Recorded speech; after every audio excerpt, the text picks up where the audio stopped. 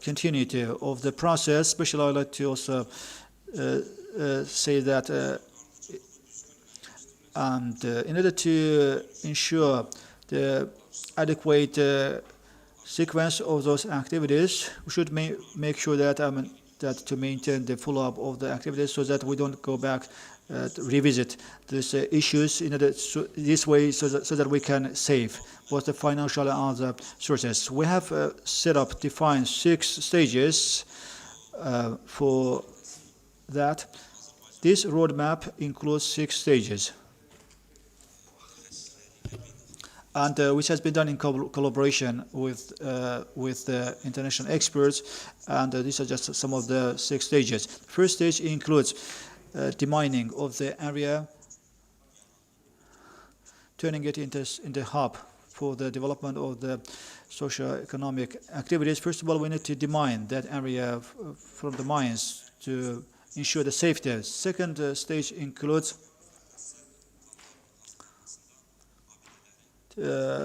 considering the monuments in the development of the master plan and general plan and detailed plan, and for the infrastructure and urban planning projects, which is also equally important stage. Third stage of the roadmap involves communication utilities or communication lines development. The fourth stage, land topography development implementation prior to the start of the restoration and construction activities. Surveying activities should be undertaken prior to that in order to do other subsequent activities. The fifth stage is related to the definition or identification of the usage of the monuments within the framework of the restoration activities. And finally, the sixth stage, and developing of the sketches and project cost estimates, and followed by the conservation or restoration or regeneration activities. After the monuments have been identified for the conservation and restoration and construction activities, the grouping classification of them would be carried out. I think I talked already about that issue. This is in short about a few words about the restoration of those monuments in Karabakh and Zangezur territory. As soon as these lands were liberated, we already started the restoration of the historical and cultural monuments, and following the visit by the First Lady to the area, to Shusha. For instance, here we have monuments, the home museum of famous artist Bulbul, and we can see the difference between the previous one and the station after the restoration of the home museum, and a building after the name of Mahmandarov. So we have already finished the restoration. And then another monument, another cemetery or monument, or Molla Pana, the station condition prior to the occupation, and during the occupation, and after the occupation. And this is a part of Molla Pana, which has been already restored. Uzeyr Hajmayev, a famous composer, again. We have 3 mosques in Shusha. This is called Yukhara Gövher Agha Mosque, and the process of restoring 3 mosques are still going on. Especially, I like to extend my special thanks for the activities of the Hyder Ali Foundation, which is led by the First Lady. And these restoration activities have been carried out with the direct support of Hyder Ali Foundation. Also, to point out that the alongside with those 3 mosques, 2 additional 2 churches are being restored. As you can see from those pictures, this is one of the churches which is going through the restoration process, and this is a strong indication that the government of Azerbaijan, the state of Azerbaijan, never discriminates against any faith, regardless of their ethnicity or faith, and each of them are equally important for us, and because this heritage isn't owned only by the people of Azerbaijan. This is heritage owned by all people. That's why we are implementing restoration of this heritage. This is how it looks. That's all from my side. Thank you very much for your kind attention.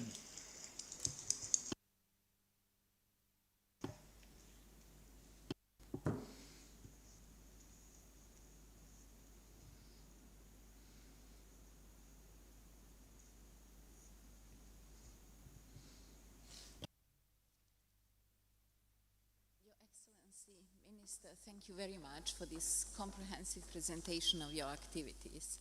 If something can be concluded and summarized from your speech, is that there is a clear strategy and vision of integrated conservation of cultural heritage or heritage places, as this evolved perception of heritage come to new term, in post-conflict recovery in Azerbaijan and in Azerbaijan development, sustainable development, comprehensive sustainable development. It is done through thorough documentation of the state of condition of cultural heritage, raising awareness, capacity building, and providing plans that are adaptable to challenges. What is important to state is that Azerbaijan is in fact has accessed a lot of conventions that are dealing with heritage issues. One of them is a framework convention concerning its Council of Europe framework convention on significance of cultural heritage for society. Azerbaijan was one of the first countries assessing this. Azerbaijan is also one of the states that among the first inscribed its cultural heritage sites under the special protection concerning Hague Convention, what is pretty demanding process. And a lot of so-called developed countries with a lot of World Heritage sites have not inscribed their World Heritage sites to this list of specially protected sites in the event of conflict, armed conflict, and war. This favorable condition nowadays is in fact reflected in awareness of the both experts and international organizations of the necessity for post-conflict reconstruction and recovery of heritage and its integration into comprehensive processes of recovery. Although reconstruction existed from the time immemorial and people needed it after the conflicts, it was somehow neglected and pushed under the stage through the history of this authorized heritage discourse. Today, specifically in 2018, 2 documents have been adopted. One, which is reflection of the Trosby's theory of heritage as a capital.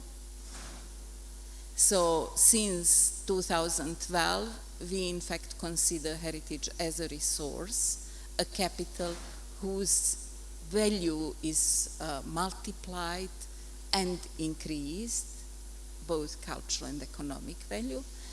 And World Bank in fact calls a cultural heritage cultural resource development. So in 2018, World Bank and UNESCO together passed a document that is symbolically called CURE, Cure, and it is document about the culture and city reconstruction and recovery, which provides guiding principles that integrate place-based and people-centered approaches through culture into sustainable urban development policies to help cities effectively address the impact of urban crisis.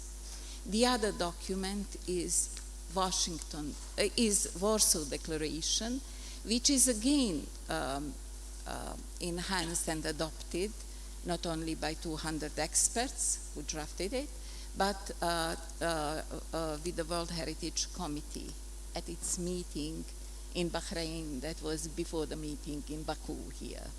So it was disseminated in Baku at the World Heritage Committee meeting, and this Warsaw Declaration is about post-war reconstruction and recovery, with the principles, terminology, etc. So all of that is a huge capital which should be developed through the experience of the places that are now passing through the process of post-war recovery and reconstruction. With that in mind, I would like to invite our next speaker, Marcelina Zielinska, who is director of Chapman Taylor Company, architect and urban planner, to present this integrated approach to social and economic recovery of Shusha, which is the cultural capital of Azerbaijan. Yes, thank you very much. So we came together, we will present as a team because we are architects and we always work in teams. My colleague will start as he's the owner of Chapman Taylor. He will introduce us and then I'll continue. Sorry, I have a note because Mr. Adrian Griffith, who is the member of the board of directors of Chapman Taylor, is with us. So So good afternoon. Both of us will do a double act. I'm presenting our story on Shusha to date. My name is Adrian Griffiths, Group Board Director of Chapman Taylor. I'm joined today by Marcelina, a Director of Chapman Taylor as well. In terms of the story of Shusha to date, we first visited Shusha at the beginning of February last year. It's been hugely honoured to be involved with this project. It's been very exciting working collaboratively with the Ministry of State Committee and also with the Baku Design Institute.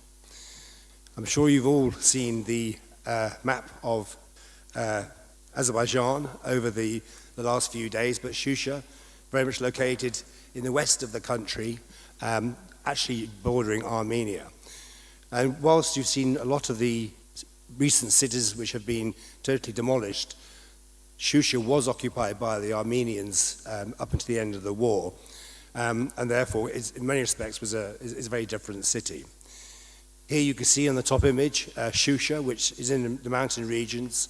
It sits on top of this plateau, and as soon as we entered the city you could clearly see that a lot of the historic buildings during the period of occupation had been left to go into disrepair. In addition to those buildings, there are others that have been suffered bomb damage. You've already seen from the previous speaker the efforts that have been put in place to start to bring those back to life. The image on the right shows you Shusha sitting on the top of the hill, landscaping always being a very important part of the city itself. So our first task is to actually evaluate the quality of the existing buildings, working with the Ministry of Heritage and Culture, and identifying those buildings that must be protected, and also then ranging all the other buildings from those that are in good condition, ideally we should retain them if we can, through to poor condition, and ideally we would remove them. The images on the left-hand side are just some further examples of some of the building work that has been going on. Having done that, we then had to understand the urban grain of the city. We wanted to respect as much of the existing road network that we could, because we want the city to be authentic. We want Shusha to have the appropriate sense of place that it's already had. In addition to that, so the white lines, the white roads there, you can see as being the existing highway infrastructure, and then the blue roads is the additions that we're adding to that to make it a more cohesive network. As part of this, of course, we're working with the utilities to ensure the appropriate gas, electricity, etc., and water is planned into the overall master plan. If we then just look at, apologies, if we look at the next stage, it's about understanding the districts, how the city is going to operate. We've identified 12 districts. We're not going to go through them all in detail today. Marcelina will take us through one of them in a lot more detail. But it ranges from the city core through to mixed-use districts, business districts, the residential areas, and also where the resorts are. So very much mixing the districts to ensure that they all work together, and locating the key buildings, the hospitals, the police stations, the schools, within the master plan to ensure that they serve all the districts as appropriate. And then following that, we move to the next stage, which is to start looking at the sense of place, understanding the authenticity of the city, the types of materials that the city is made of, the scale of the development, and then master planning those districts so that they are of more of the dense areas are in the core of the city, being a maximum of 4 to 5 stories, because that is how Shusha would have been historically. In addition to that, it's looking at the landscape. We've got the green reserves that go around the edge of the city, around the hilltop, but then taking those green corridors through the master plan to ensure that we have this biodiversity being embedded in the heart of the city. So on that note, I'm going to hand over to Marcelina, who can take us through the master plan in a bit more detail. That heritage is not about the past. It is in fact about transmission, inheritance, and transmission to future. Heritage is about present.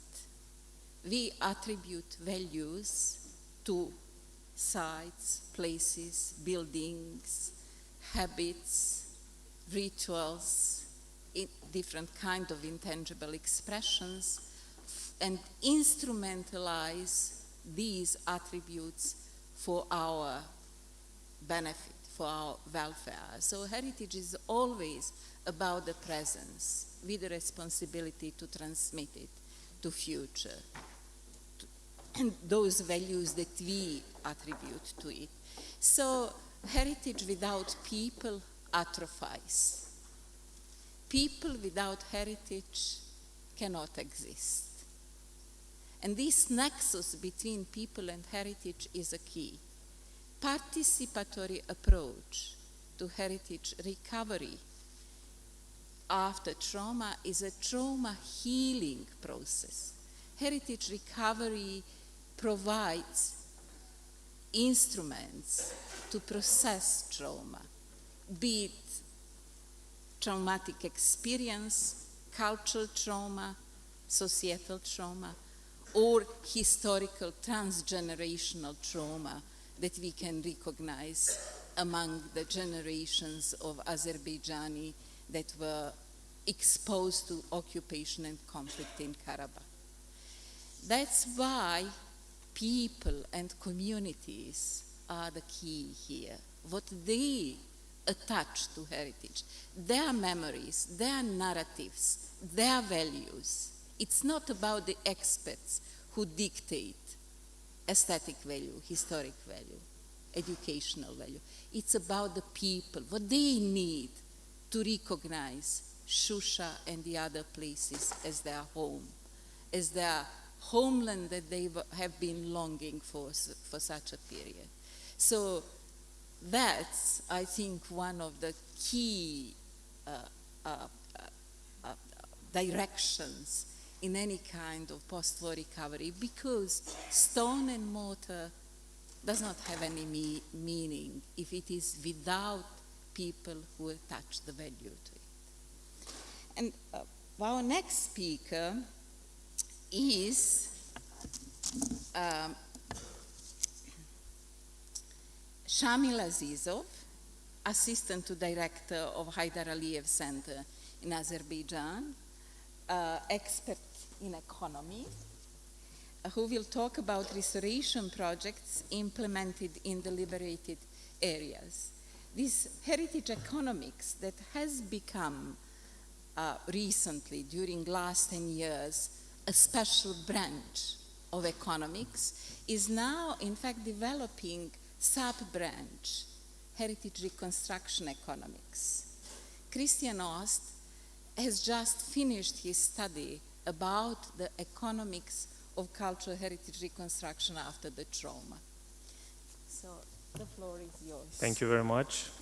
Dear ladies and gentlemen, first of all, I would like to welcome you on Azerbaijan Urban Forum, which is held today in the beautiful capital of Azerbaijan, Baku. I know that we have a limited time, and I'm sure most of you are hungry and hurrying to have a lunch break. So I will try to make the presentation as short as possible, but at the same time to address the main issues.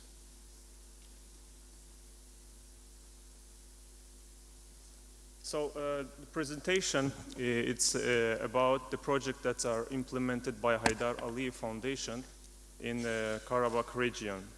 So here is a list of the projects that are implemented by Haidar Aliyev Foundation, and most of them are started in the second half of 2021.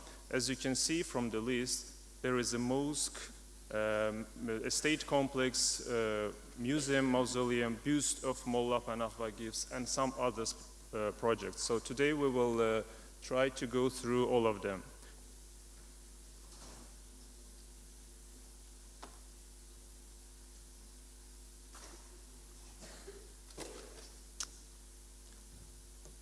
Yuhari Gövhar Agha Mosque was built around 1750-1755. The historical mosque that is present today with the two minarets is the one built in 1865 by the Gövhar Agha, who is the daughter of the last ruler of the Karabakh Khanate, Ibrahim Khalil Khan. The architect of the mosque was the famous, at that time, architect Karbalai Safi Khan. The complex consists of the mosque, madrasa building, a courtyard between the main garden and the mosque, and two gardens, each of them on one side of the mosque. After the occupation in 1992, the mosque was damaged because of the war and the act of vandalism. Even though the restoration was made during the occupation period, the architectural elements were not adaptable to the mosque historical features.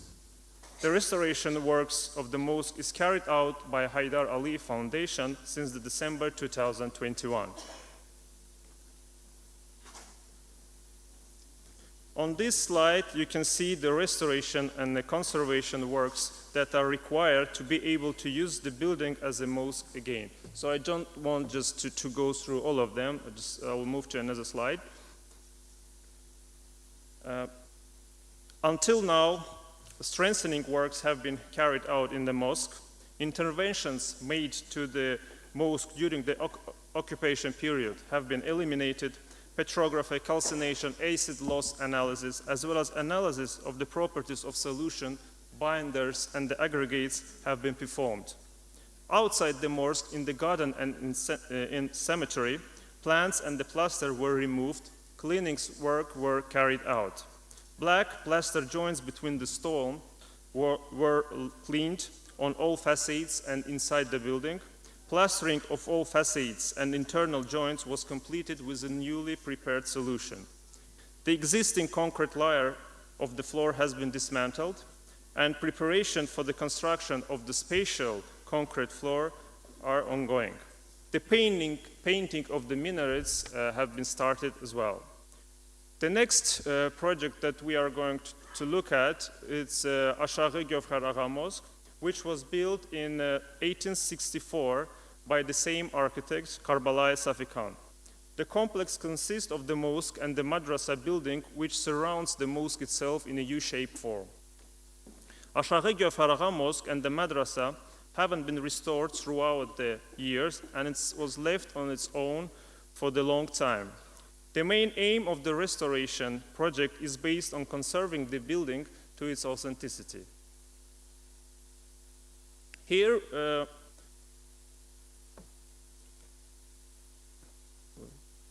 here we can see the process that was made during the restoration process, during the restoration works, and more or less it's almost the same as with the previous slide, which was related to Aşağı Gövharağa Mosque. That's why I will switch to the next one. Well, here you can see a list of the different demolished structural elements survey which was found during the restoration process. The next project that we are going to look at is Saatli Mosque. Saatli Mosque was built in 1883 by architect Karbalae Safikan. The mosque is based in the middle of the lode, dividing the area into 3 parts with a 2 gardens. Saatli Mosque has been restored after the occupation of the Shusha with the aim of the commercial use. The main aim of the restoration project carried out by Haydar Aliyev Foundation is based on converting the building again to its authenticity. And here again we can see the works that have been performed during the restoration process. I will just move to another slide. And just before we move to Saatli Mosque, I would like to note that all materials made restoration and all materials were sent to the laboratory, which is located in Turkey, and it's called Kuram. Basically, it means a research center for conservation of the cultural property. All 3 mosques that we looked at now are restored under the supervision of the private expert from Italy and from Turkey. The Friday Mosque in Ağdam was built in 1868 and 1870 by the architects Karbalae Safikan. The mosque is the only building in the city that was spared from the complete destruction after the war in the early 1990s. The aim of the restoration campaign carried out by Haydar Aliyev Foundation is to return to a functional mosque building that meets the requirements of the daily religious practices. Until now, all cleaning and design works of the mosque have been completed. In order to make the restoration process flawless, the material used in the construction during the initial construction and additional samples were analyzed by the expert in Austria. In addition, research, measurement work, structural analysis were carried out. Deformed natural stone window frames have been redone. Restoration of the historical form of 3 sides of the facade has already been completed, and the works are still ongoing on the entrance part. Restoration works are carried out, as I've said before, by the Austrian company Partner Consulting and the projects. Well, on this slide, basically you can see the restoration works that have been made. And let us just move to another project implemented by Haydar Aliyev Foundation, which is the Mehmandarov Estate Complex. The mansion complex of Mehmandarovs was built by the representative of the Mehmandarov family in the 18th century. The residential complex includes large residential buildings, small residential building, and the family mosque. The mansion of Mehmandarov was destroyed during the occupation, and the restoration works are carried out by Haydar Aliyev Foundation since the October 2021. After renovation works, it's planned to open house museum here, which will consist of the cabinet, living room, dining room, and the bedroom. To date, the roofs of the house and the mosque have been dismantled, and the new roof has been installed. The ceiling have been restored and repaired and painted. The doors and the windows have been removed and replaced with the oak ones. Also, the electrical, the water and the sewage system, as well as the heating system, was rebuilt. The facades were cleared of the plaster, the wall destroyed by the explosion was restored, and the damaged wall was strengthened. There is also a spring which is located outside of the Mehmandarov's complex, which was also totally rebuilt, and now it's in a working condition.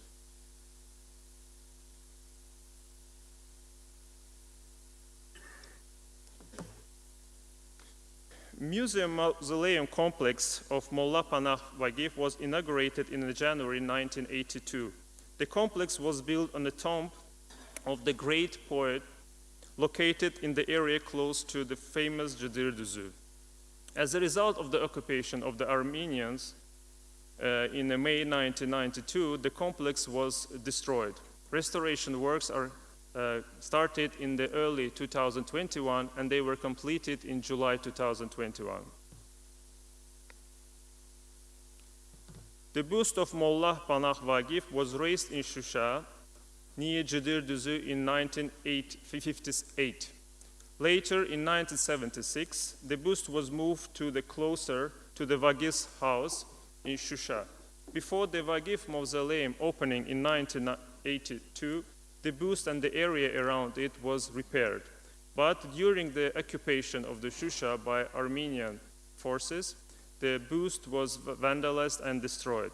The monument has been restored by Haydar Aliyev Foundation in 2021 based on the original draft design of its author, Hayat Abdullayeva. The statue of Üzeyir Hacıbeyli, who was the world-renowned composer, and he was born in September 1865 in Ağdam. In 1985, on the occasion of the Üzeyir Hacıbeyli's 100th anniversary, the statue of the composer was erected in Shusha. But again, during the occupation period, the statue was vandalized and destroyed, and it was erected again in Shusha by Haydar Aliyev Foundation in 2021. Carpet Museum in Shusha, well, this building is actually intended for the carpet exhibition. The building consists of 2 floors and 1 basement. The main facade of the building built of the local stone. The original appearance of the building was greatly damaged as a result of the reconstruction and the strengthening work that were carried out during the occupation period. Decoration of the building facade fillers were changed. Additional windows and the doors were opened on the side of the building. A balcony and the large windows were installed. A noticeable reconstruction works were carried out in the interior, and the original appearance of the building was completely changed.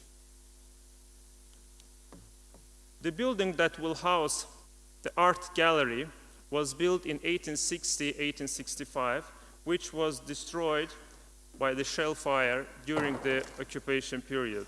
As a part of the restoration works, Haydar Aliyev Foundation, the building is being restored to its original condition. Another project implemented by Haydar Aliyev Foundation in Ağdam, it's a Giyasli Mosque, which was built in 18th century in the Giyasli village of Ağdam. The minarets and the upper part of the mosque was completely demolished. After the World War II, only the second part of the mosque was partially restored, but it was used as a warehouse. The mosque became unusable during the occupation period. Since April 2022, the restoration work carried out by Haydar Aliyev Foundation with the help of the restoration company from Italy, Ipogea. Since the beginning of the works, the area has been clean of the construction waste, environmental and the landscape planning have been completed, 3D visual images were developed. Shirin Su Hamamı was built in 1878 and 1880 at the order of Khurshid Banu Natavan the bath was called Shirin Su, which is meant fresh water, due to the fact that it used drinking water, which was brought to city back in 1873 by an order of Natavan. It functioned until the city of Shusha got under the control of the Armenian forces. After the end of the Karabakh War, the building remained intact. However, the interior decoration was changed dramatically. The restoration work started by Haydar Aliyev Foundation in September 2022, which includes demolishing of the parts related to the original hammam, external and internal restoration, reconstruction of water, heating, and electricity system.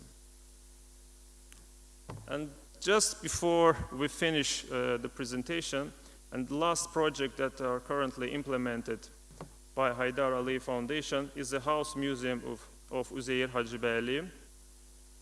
The museum started its operation in 1959.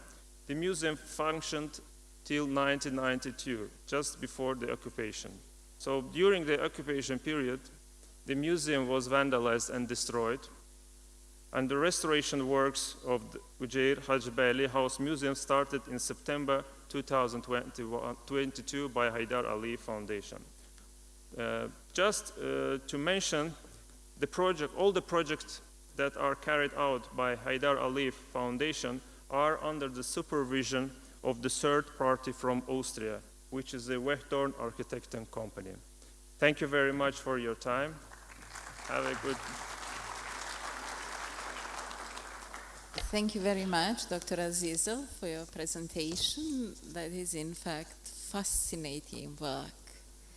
And now we have some time for reflections, questions, hoping that our speakers will be able to answer to the questions. It can be challenging, of course. So, anyone? Yes, please. Can you introduce yourself? Is there anyone who can bring a micro to a gentleman in the middle? Can you introduce yourself? Hi, can you hear me? Hi. My name is David Fazula. Question for Marcelina. It's regarding the Shusha population. What is the proposed population for the rebuilding of the city? I must admit that I have not heard you properly, so I don't know if it is. If Can you hear me? Now, yes, Yeah, maybe. yeah. What is the proposed population for the Shusha reconstruction city?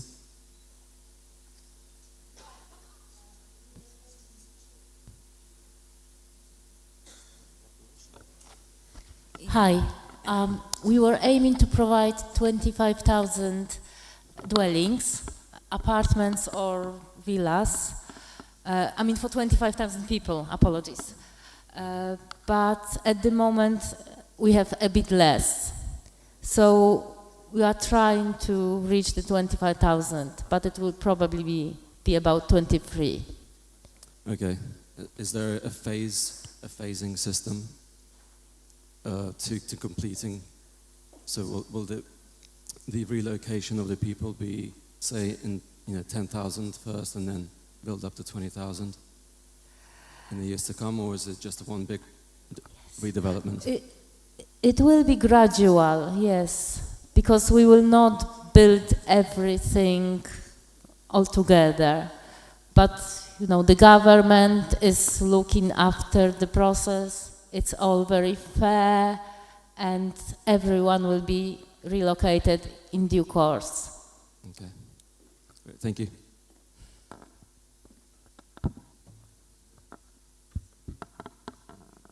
Anyone else? Yes, gentlemen. Çox sağ olun. İlkin Əliyev memar. Mənim sualım var cənab nazirə. Anar müəllim, təşəkkür edirəm çıxışa görə. Siz orada rəqəmlərdən danışdınız. Amma mən bir memar kimi cavab almadım məni maraqlandıran suala ki, to elicit the answer to the question that I asked. So basically architectural monuments, are they going to be conserved? Are they going to be restored. This is the main key distinction that we need to make. So how do we think we should go about doing our work? Because globally, historical monuments have been annihilated. There's a conservation up to 5 to 10%. They are not restored.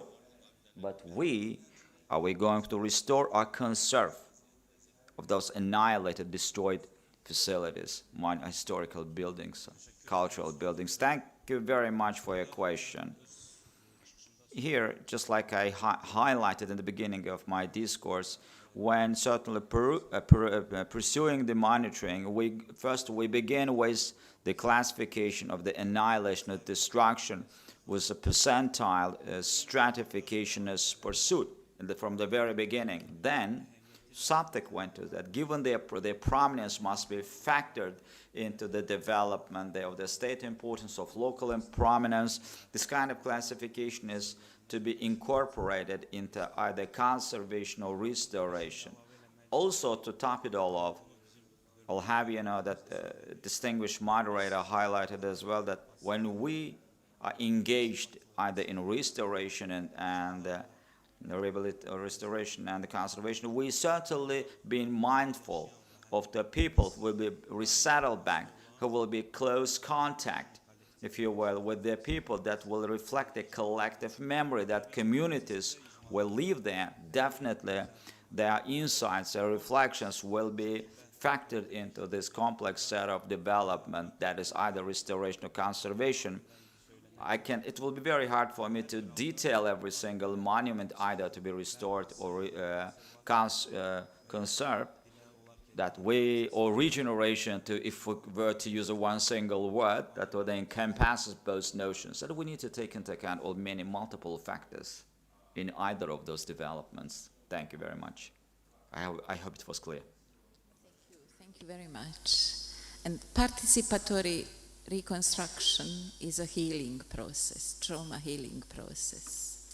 So I believe if I can sort of second what Minister has just said, that it is up to people to express their needs and participate in prioritization, as well as in the process of recovery.